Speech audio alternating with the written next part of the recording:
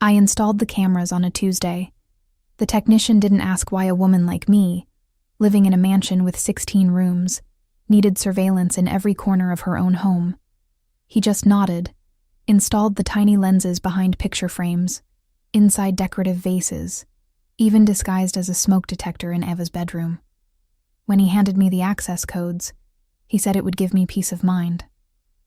He had no idea what peace of mind even meant to someone like me. My daughter hasn't walked in 3 years. 3 years, 2 months, and 11 days to be exact. Not that I'm counting. Except I am. Every single morning when I wake up and remember that Eva will need to be lifted from her bed, placed in her wheelchair, helped with things that 12-year-old girls should be able to do themselves. The accident took her legs. It took something from me, too. Something I can't even name. I've hired 7 caregivers before Elena. 7. The first one I fired after 2 weeks when I came home early and found Eva crying alone in her room, the woman nowhere to be found, probably on her phone downstairs. The second lasted a month before I caught her being rough with Eva's transfers, yanking her arm like she was moving furniture. The third, fourth, fifth, they all blurred together. Incompetent. Impatient. Treating my daughter like a paycheck, not a person. So yes, I installed cameras. Judge me if you want. Call me paranoid, controlling, whatever helps you sleep at night. But you haven't watched your 12-year-old scream in a hospital bed. Haven't seen the light go out of her eyes when the doctor said the words, permanent paralysis. You haven't had to become mother and father and nurse and therapist all at once because her dad decided a paralyzed daughter was too much reality for his perfect life and walked out 6 months after the accident. The cameras were supposed to protect her. That's what I told myself. That's what I believed. I rarely watched the footage, though. Maybe twice in the first month. It hurt too much, seeing Eva's daily struggle on a screen, watching her frustration when she dropped something and couldn't reach it, the way she sometimes just stared out the window with this expression that broke me into pieces I couldn't put back together. Elena started on a Monday in October. The agency sent her profile. 28 years old, nursing assistant certification, 3 years of experience with pediatric patients, spoke Portuguese and English, references all glowing. Her photo showed a woman with dark eyes and a slight smile, nothing extraordinary.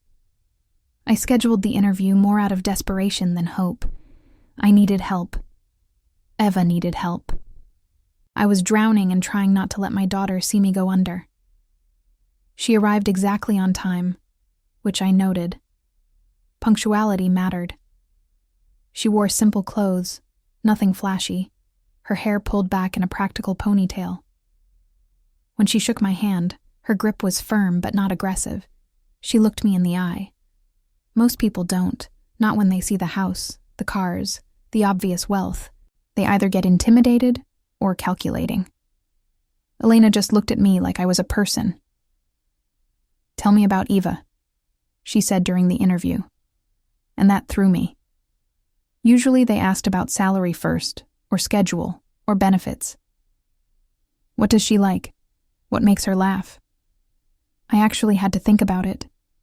When was the last time I'd heard Eva laugh? Really laugh? Not the polite sound she made when I tried too hard to cheer her up? She used to love music, I heard myself say.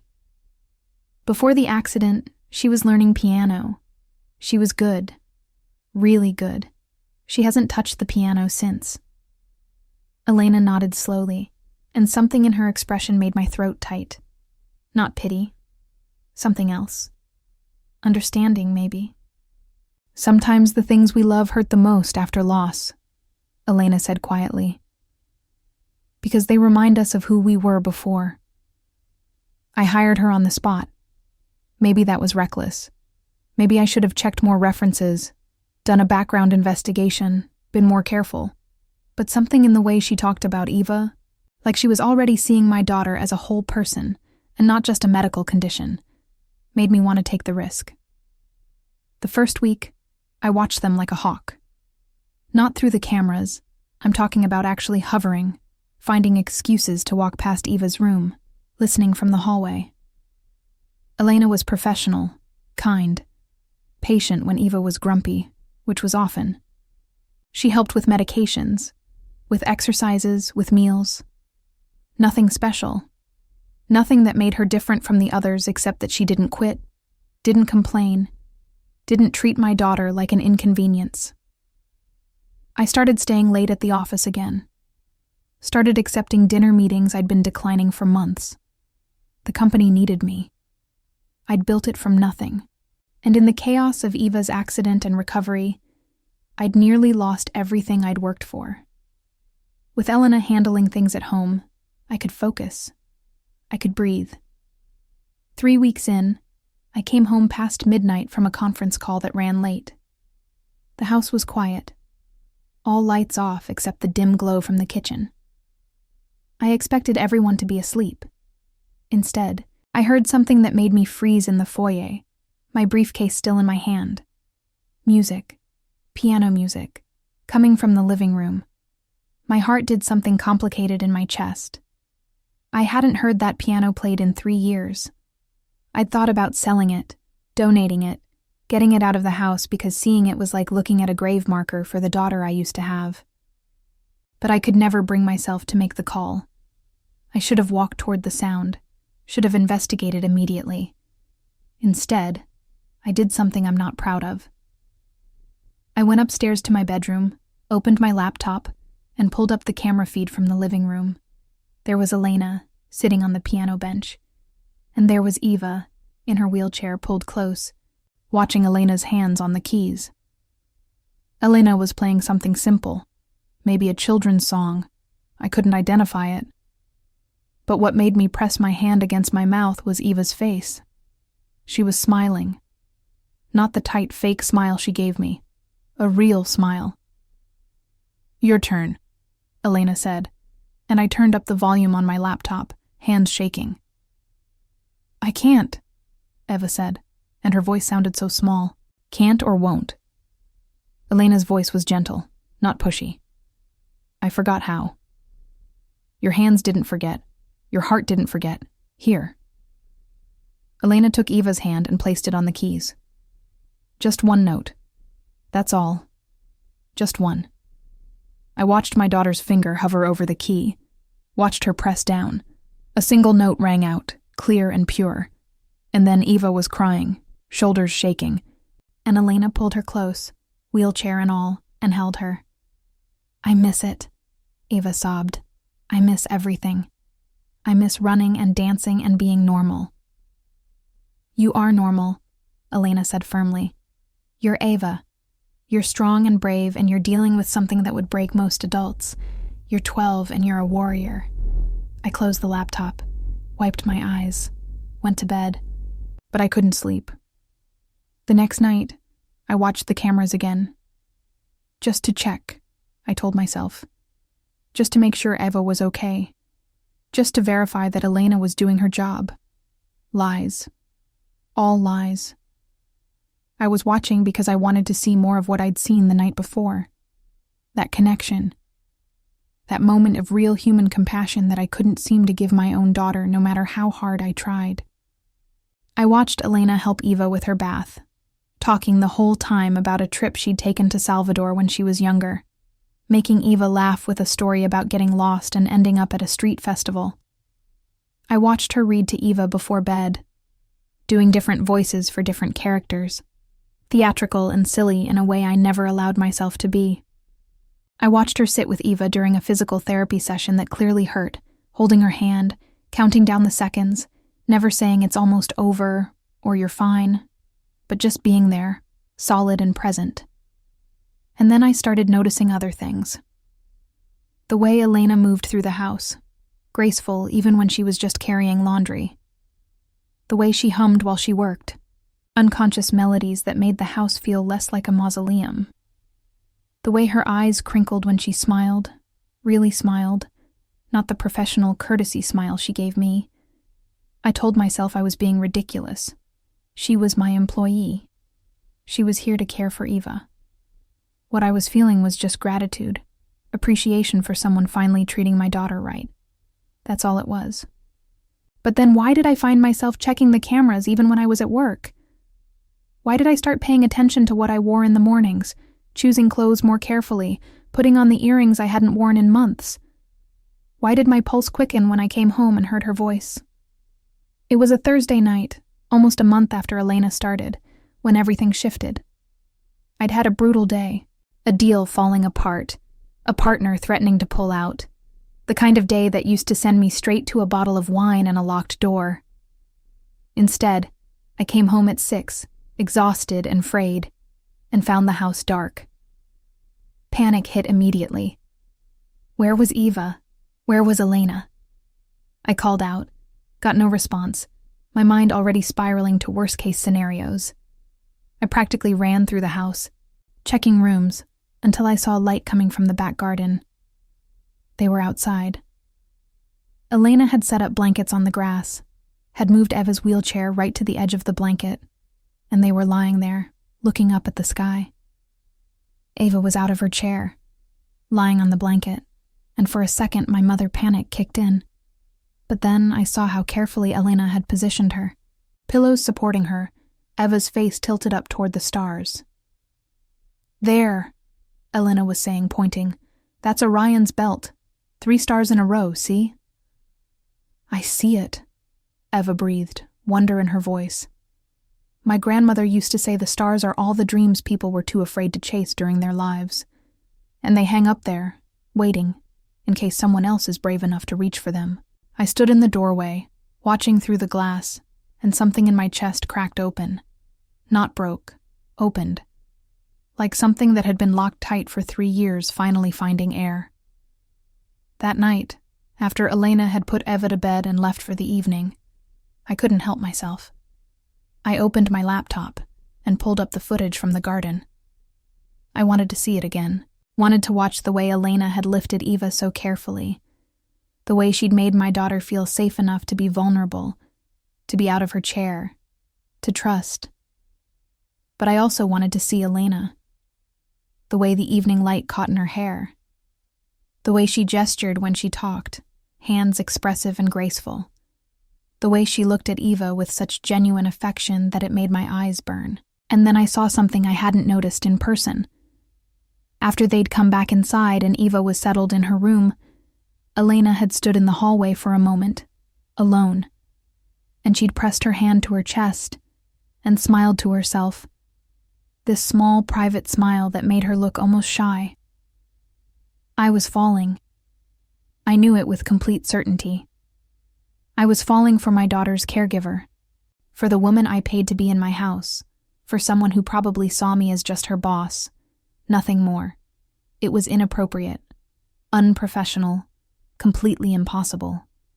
And I couldn't stop. The cameras became my guilty secret. Every night I watched. I told myself I was monitoring Eva's care, making sure she was safe.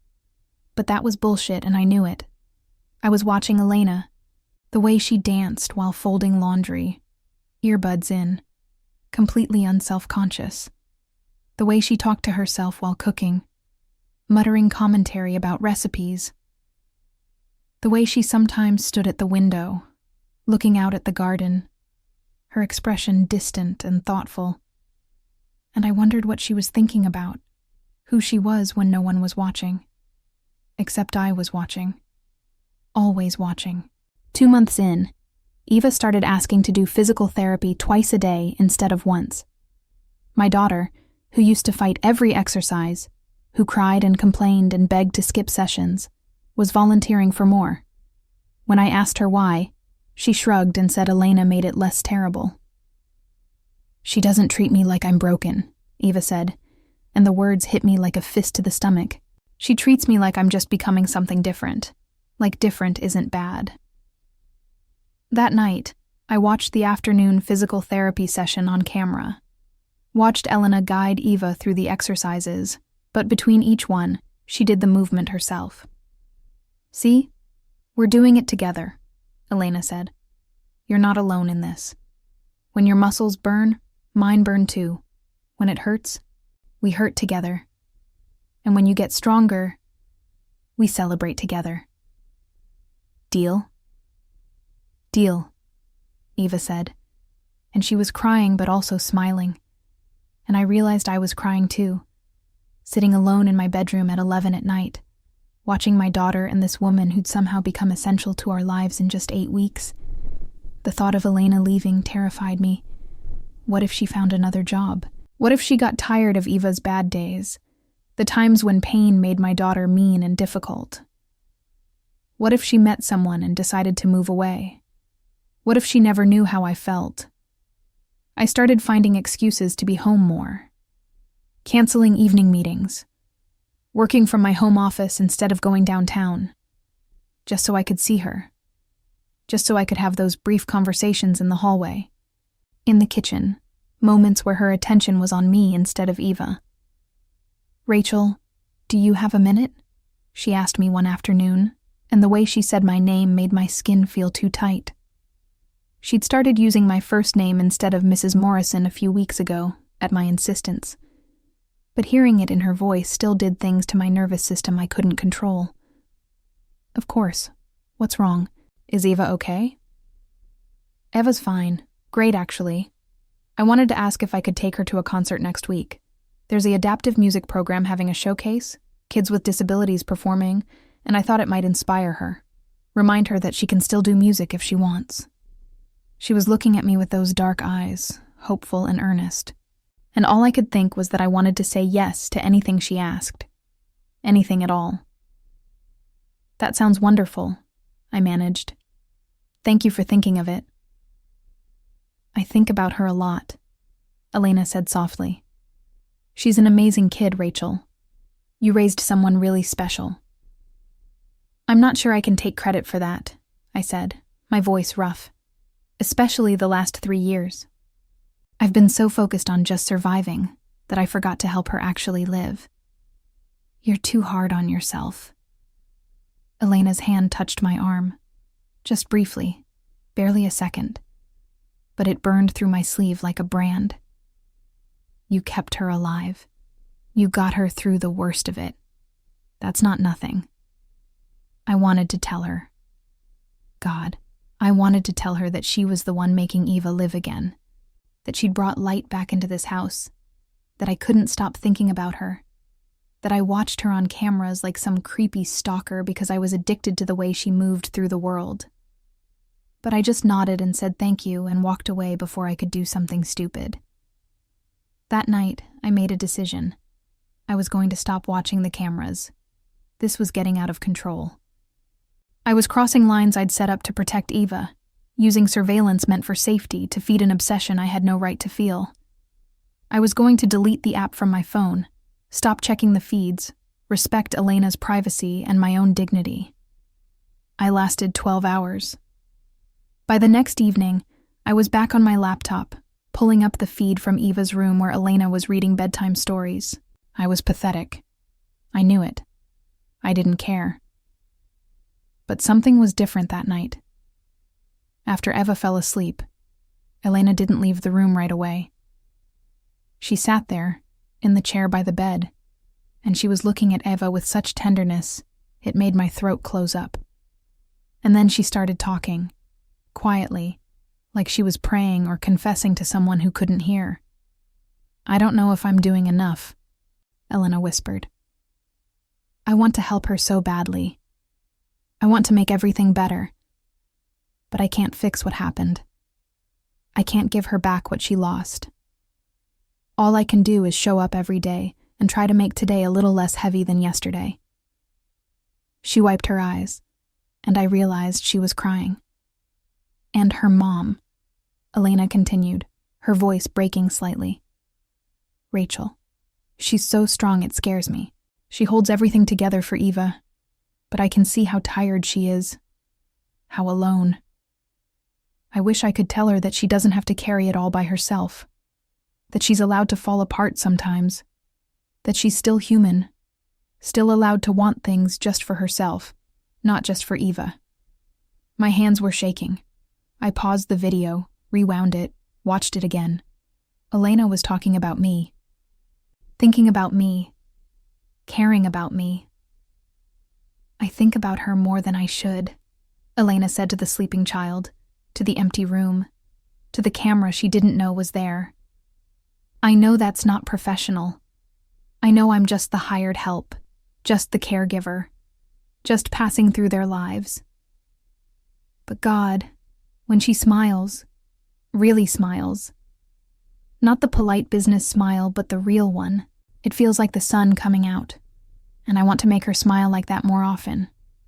I want to take some of that weight off her shoulders. I want things I have no right to want. She stood up abruptly, like she'd said too much even to an empty room, and left. I sat there for a long time, staring at the frozen image on my screen. Elena felt something too. She thought about me. She wanted things. What the hell was I supposed to do with that information? The next few days were torture. Every time I saw Elena, I heard her words in my head.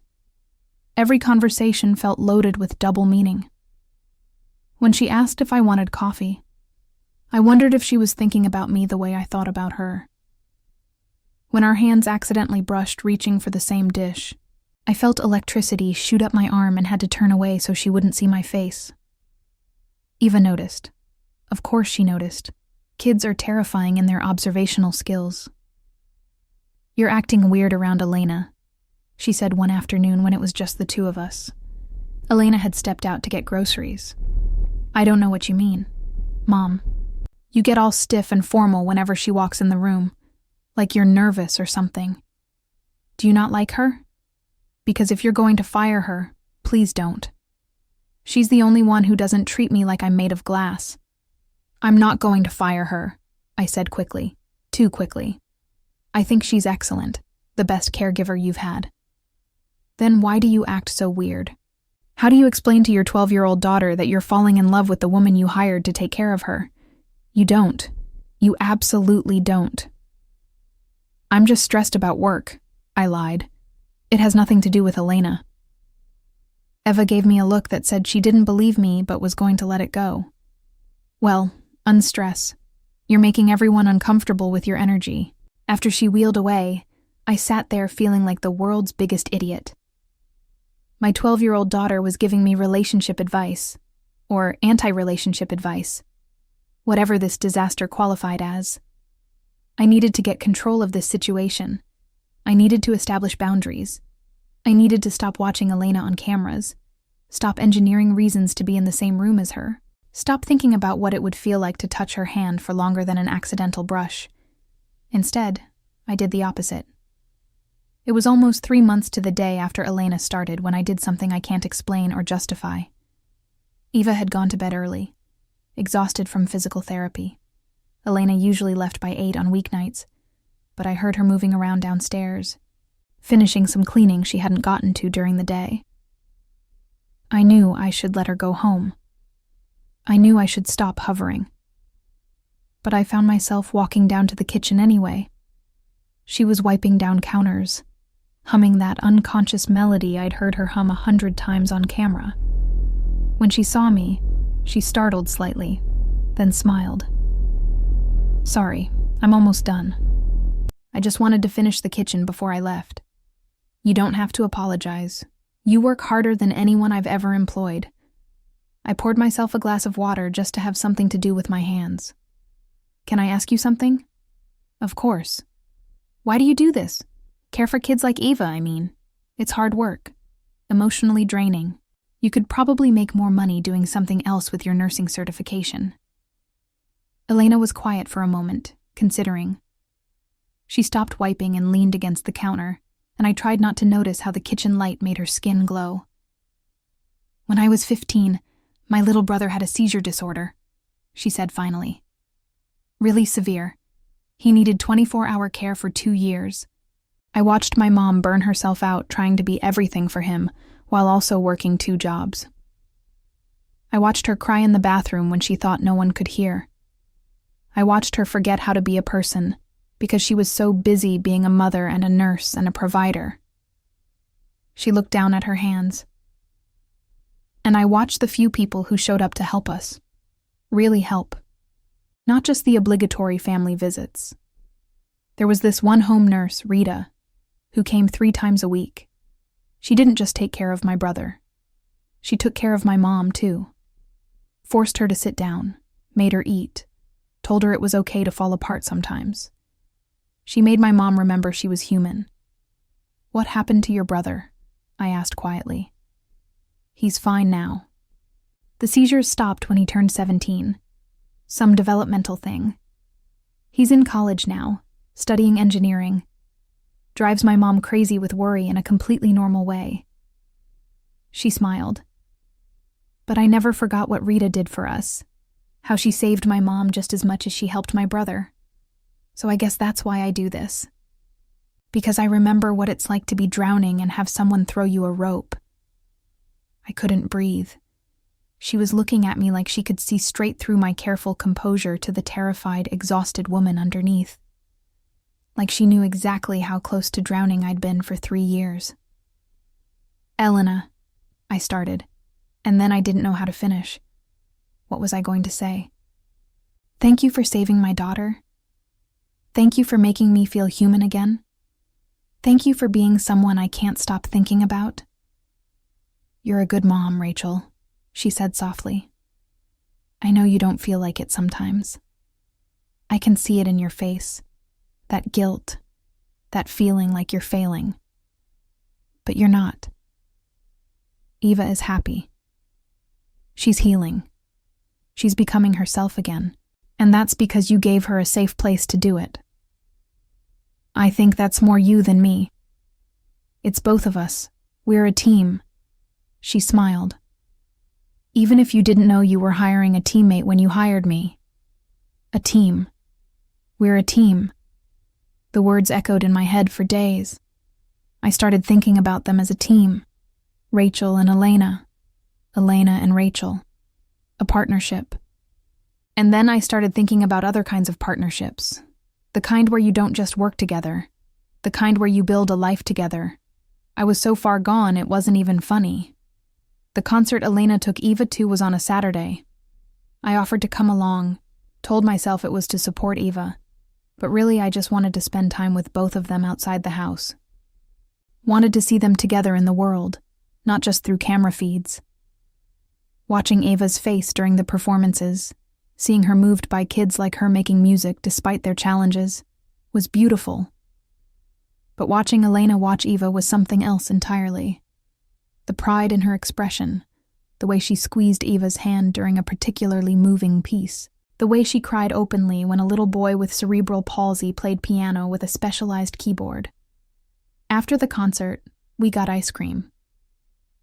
Eva was more animated than I'd seen her in years, talking about maybe trying music therapy, maybe seeing if she could adapt her piano playing to accommodate her limitations. Elena encouraged every idea, no matter how ambitious, and I just sat there falling deeper into something I couldn't name. We were walking back to the car, me pushing Eva's wheelchair while Elena carried our ice cream cups, when Eva said something that stopped my heart. "You two should go on a date." I nearly crashed the wheelchair into a lamppost. "What?" "A date. You know, where two people who like each other go out and do something together. You two are always doing stuff with me, but you should do something just for you." Elena was blushing. Actually blushing. "Eva, your mom is my boss. That would be inappropriate." "Why?" "She's single. You're single. You both like music and helping people, and you both spend all your time worrying about me when you should be worrying about yourselves. Seems pretty appropriate to me." "Eva," I said, my voice strangled. "That's not how employment relationships work." "Whatever. I'm just saying you both deserve to be happy. And you both seem happy around each other. I'm 12, not blind." The rest of the ride home was excruciating. Elena and I couldn't look at each other. Eva sat in the back seat of the accessible van looking entirely too pleased with herself. That night, after Eva was in bed, I did something I'd been avoiding for weeks. I sat down with my laptop, pulled up the camera feeds, and I watched everything from the past month. All of it. Every moment I'd been too scared to see in real time. I watched Elena dance in the kitchen. I watched her cry over a sad movie when she thought no one could see. I watched her talk to Eva about everything from favorite books to what it feels like to fall in love. I watched her look at Eva's baby pictures that I kept on the mantle, her expression soft and tender. I watched her stand in the garden at sunset, arms wrapped around herself, looking like she was trying to hold something together. And I watched her, in Eva's room late one night about a week ago, having another one of those one-sided conversations with my sleeping daughter. "I'm in trouble, kid," Elena whispered. "I'm breaking all my own rules. I promised myself I wouldn't get attached, wouldn't let it become personal. But I care about you so much it scares me. And your mom." She stopped, breathed deep. "I think about her all the time. I think about making her coffee in the morning and knowing how she takes it. I think about making her laugh, really laugh, the kind that reaches her eyes. I think about what it would be like to hold her when she's tired, to tell her she doesn't have to be strong every second of every day." She wiped her eyes. "I'm just the hired help. I know that. But I wish I could be more. I wish I could be someone she could lean on, not just someone she pays to show up. I wish I could tell her that she's not just a good mother or a successful businesswoman. She's beautiful and strong and so damn lonely it breaks my heart." The video ended. I closed my laptop. And I made a decision. The next morning was Sunday. Elena didn't usually work Sundays unless I specifically needed her. But I texted her anyway. "Can you come over today? We need to talk." 3 dots appeared, disappeared, appeared again. Finally, "Is everything okay with Eva?" "Eva's fine. This is about something else, please." "Okay, I'll be there in an hour." I spent that hour pacing, practicing what I was going to say, chickening out, practicing again. When the doorbell rang, I nearly jumped out of my skin. Elena stood on my doorstep looking worried, her hair down for once, wearing jeans and a simple sweater. Casual, beautiful. "Come in," I managed. "Eva's at physical therapy with her dad." The first time her father had actually shown up in months, but his guilty conscience wasn't my concern right now. "What's wrong?" Elena asked as soon as we were in the living room. "Did I do something? If you're going to fire me, just please tell me what I did wrong so I can fix it." "I'm not firing you." I took a breath. "I need to confess something. And after I tell you, you might quit. You'd have every right to. But I can't keep going like this." Her eyes widened. "Rachel, you're scaring me. I installed security cameras throughout the house, hidden cameras. After the last caregiver, I wanted to make sure Eva was safe. I wanted to be able to check on her when I wasn't home." Elena nodded slowly. "Okay. That's actually pretty reasonable given what you've been through. I'm not mad about that. There's more." My hands were shaking. "I've been watching the feeds, not just checking on Eva. I've been watching you. The way you care for her, the way you talk to her, the way you make her feel human instead of broken. And then I started watching you even when you weren't with Eva, when you thought you were alone." Her face went carefully blank. "I see." "I heard you," I continued, the words tumbling out now, unstoppable. "Talking to Eva when she was asleep, talking about me, about how you think about me." She went pale. "Rachel, I'm so sorry." That was completely unprofessional. "I'll resign immediately. I'll help you find someone else for Eva." "I never meant to make you uncomfortable." "You didn't make me uncomfortable," I interrupted. "You made me realize I'm not alone in this, in feeling things I shouldn't feel, in wanting things that are completely inappropriate." She stared at me. "What are you saying?" "I'm saying I think about you constantly. I'm saying I find excuses to come home early just to see you. I'm saying when you smile at me, my whole day gets brighter. I'm saying I'm falling for you, Elena, and I have been for months. And I don't know what to do about it because you work for me, and that makes this impossible, but I can't keep pretending I don't feel this way." The silence stretched between us, heavy and electric. Elena's chest was rising and falling rapidly, her eyes searching my face like she was trying to determine if this was real. "Say something," I whispered. "Please." "I think about you too," she said finally, her voice shaking. "Every day, every night. I think about you so much it makes me feel crazy. I tell myself it's just because we're working together, because I'm in your house all the time, because you're beautiful and brilliant and I'm just human. But it's more than that. You're more than that. Elena, I know this is complicated. I know there are power dynamics and professional boundaries and a dozen reasons why this is a terrible idea. But when you asked if I think about you, the answer is yes. All the time. More than I should. More than is probably healthy. I moved before I could think about it, closing the space between us. I'm going to kiss you now. If you don't want me to, tell me to stop. Don't stop, she breathed. Her lips were soft.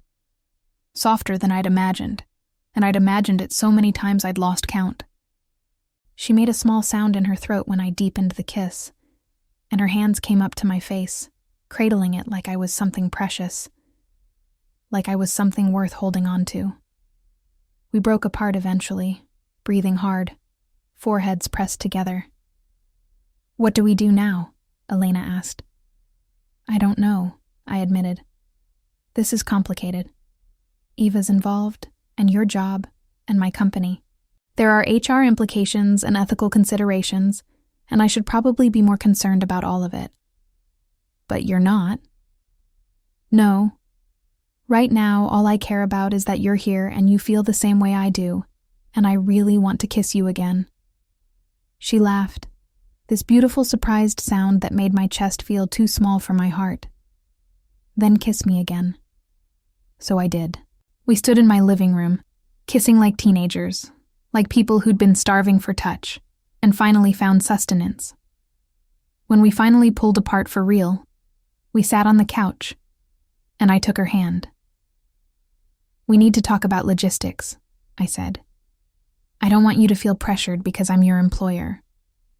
If you want to quit and we can figure this out without that dynamic, we can. I'll give you severance, references, whatever you need." "I don't want to quit," Elena said immediately. "I love taking care of Eva. She needs consistency right now, not another change. But maybe we can restructure things?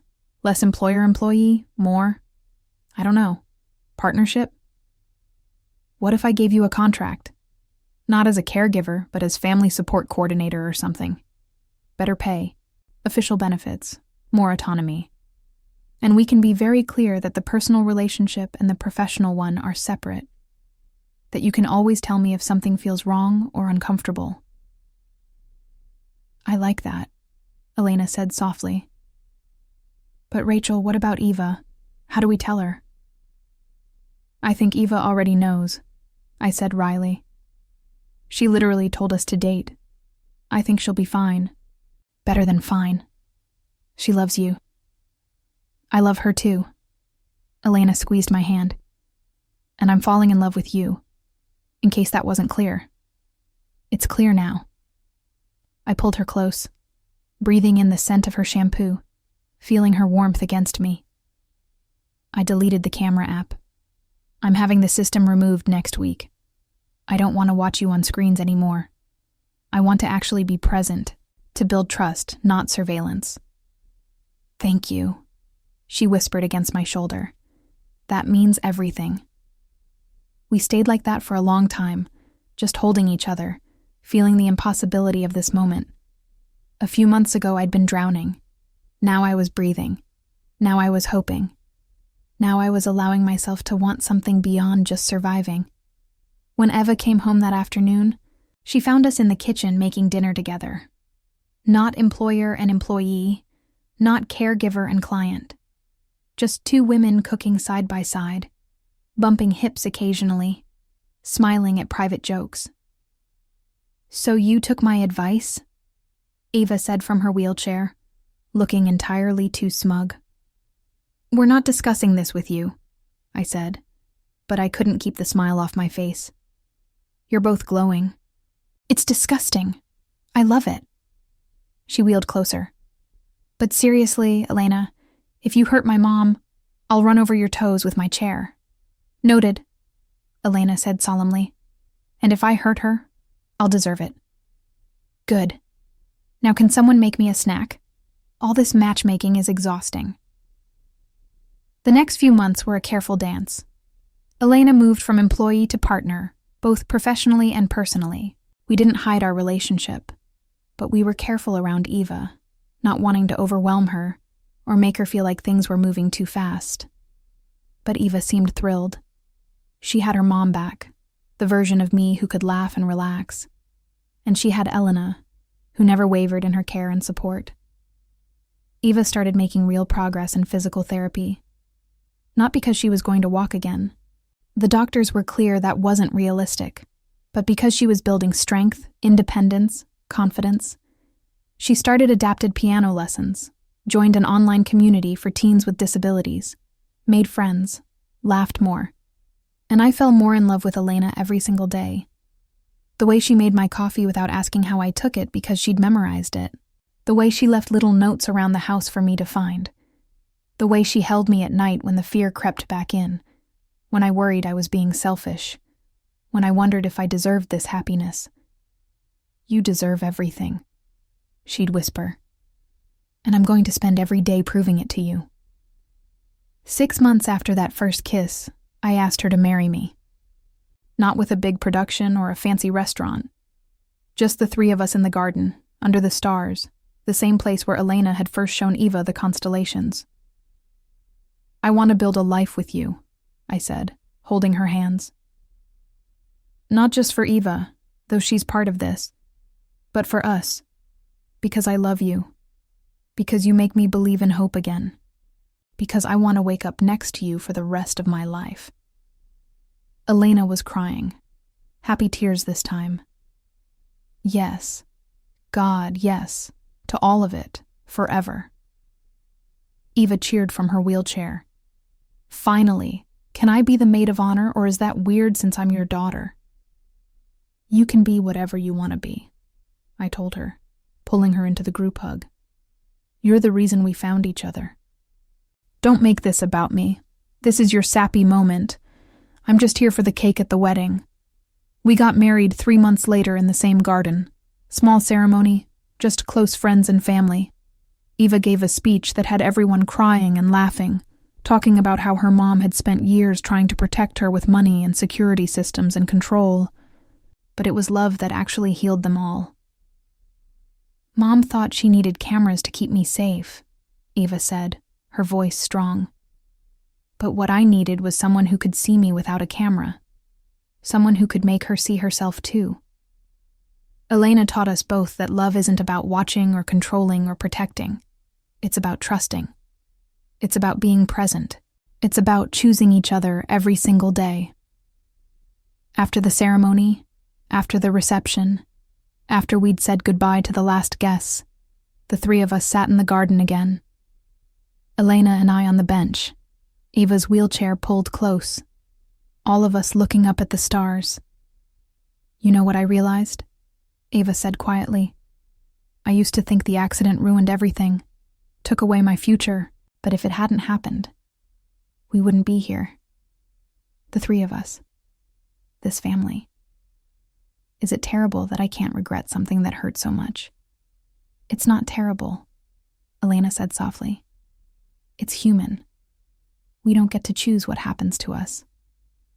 But we get to choose what we do with it, how we grow from it, who we become.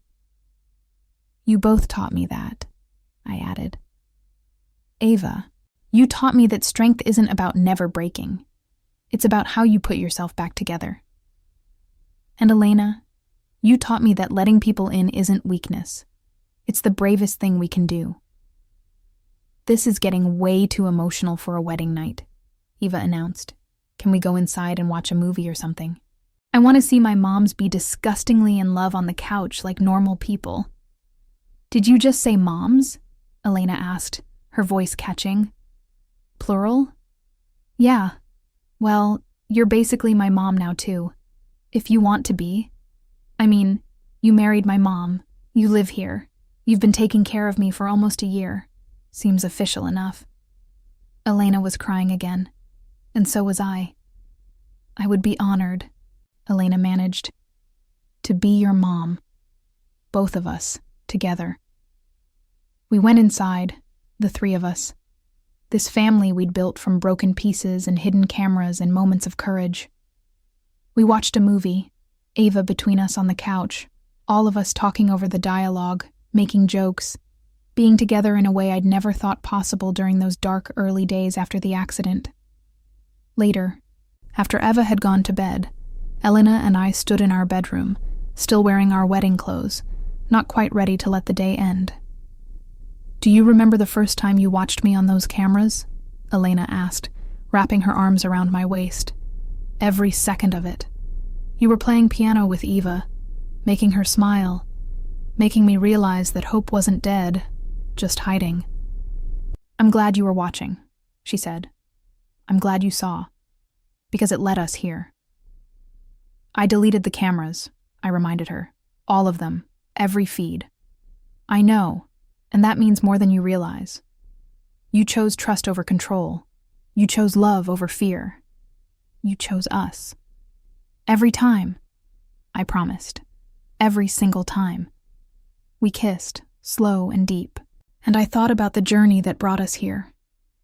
The pain and the fear and the desperate surveillance. The moment I'd seen Elena truly seeing my daughter. The way she'd crept into my heart without either of us planning it. The courage it took to confess. The leap of faith we'd both taken. Sometimes love comes from the most unexpected places. Sometimes it grows in the dark, in secret, in the spaces between what we show the world and who we really are. Sometimes it takes a hidden camera to help us see what was there all along. Not the surveillance, not the watching, but the capacity for connection, the possibility of healing, the chance that even in our darkest moments, we might find someone who sees us, really sees us, and chooses to stay. Elena was that person for me, and I was going to spend the rest of my life being that person for her. We had found each other in the wreckage, built a family from broken pieces, created love from loss, and every day we chose it again, chose each other, chose this beautiful, complicated, perfectly imperfect life we were building together. I used to think I needed cameras to know what was real, to feel safe, to maintain control. But real love isn't something you can monitor or record or replay. It's something you have to trust, something you have to feel, something you have to choose, over and over, even when it scares you, especially when it scares you. And standing there with my wife in my arms, my daughter safe in her room down the hall, our family whole and healing and home, I finally understood what it meant to let go, to trust, to love without needing to watch. Because the best moments in life aren't the ones you capture on camera. They're the ones you live fully, present and open, and brave enough to let them change you. I thought I was installing cameras to protect my daughter, but what I found instead was that protection doesn't come from surveillance. It comes from love. It comes from showing up. It comes from having the courage to be seen, to be vulnerable, to trust that you're not alone in the dark. Elena taught me that. Eva reminded me. And together we built something beautiful. This is our story. Not the one I planned. Not the one I thought I wanted. But the one I needed. The one that saved us all. And it started the day I stopped just watching life happen and started actually living it. If you're listening to this, if you've stayed with me through this whole journey, thank you. Thank you for being here, for witnessing this, for understanding that love comes in all forms, that families are built not just through blood, but through choice, through commitment, through showing up even when it's hard. Maybe you've been through something similar. Maybe you're going through it now. Maybe you're the one trying to protect someone you love and losing yourself in the process. Maybe you're the one who showed up and changed everything without even meaning to. Maybe you're the one watching from the outside, wondering if you'll ever find that kind of connection. I want you to know something. You're not alone. Your story matters. Your love matters. Your courage to keep showing up, keep trying, keep hoping. It all matters. And if you found something in this story that resonated with you, if you felt seen or understood or less alone, do me a favor. Share this. Not for me, but for someone else who might need to hear it, who might need to know that broken doesn't mean beyond repair, that endings can become beginnings, that sometimes the person you least expect becomes the person you can't live without. Subscribe to this channel if you want more stories like this.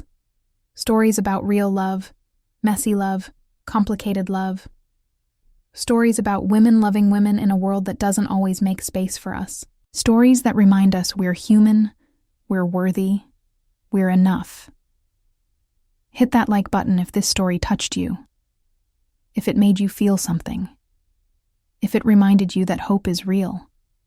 And leave a comment telling me your story. I read every single one, because your stories matter just as much as mine. We're all in this together.